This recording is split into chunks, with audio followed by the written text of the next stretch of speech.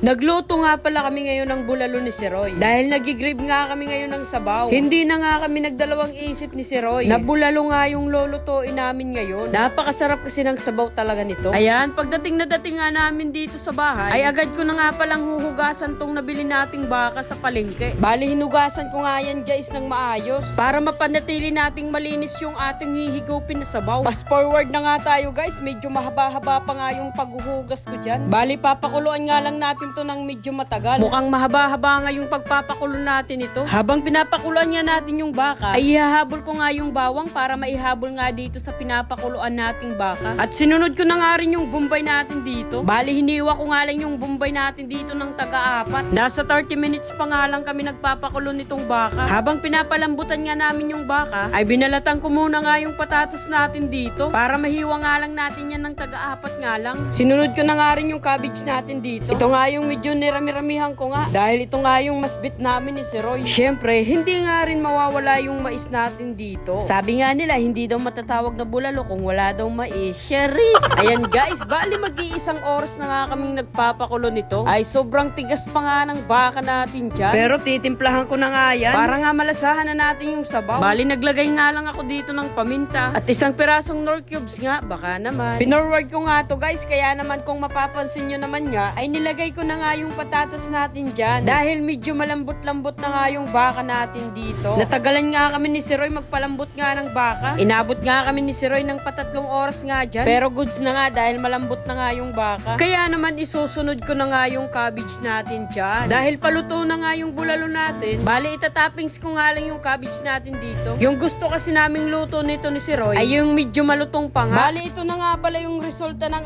ating bulalo. Dahil tapos na nga kaming magluto ni si Roy, kaya naman titikman na nga namin to kung goods nga din yung pagkaluto namin itong bulalo. Kaya naman, tara, cheese! Kain tayo guys! First bite guys! Ang lambot. Guys, ang lambot. Titikman natin to.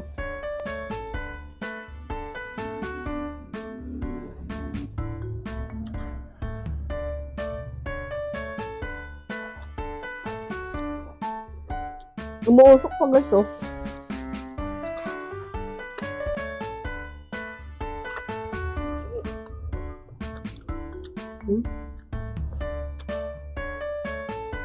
Guys oh. Lapit ko pre. Napakalambot.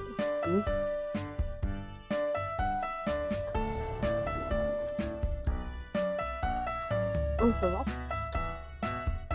So yung guys, dahil tapos na nga si para kumain, ay tayo naman yung titikim.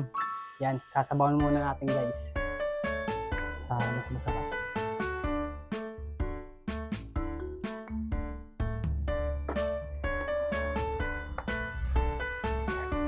First bite guys.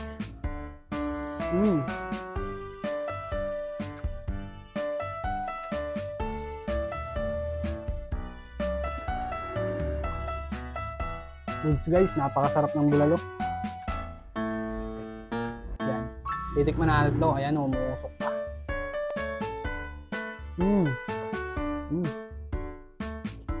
Napakasarap nga ng taba niya guys.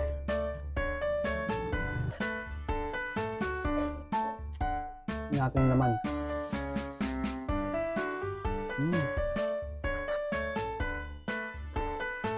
Ayan. Napakasarap yung mais sa bulalo.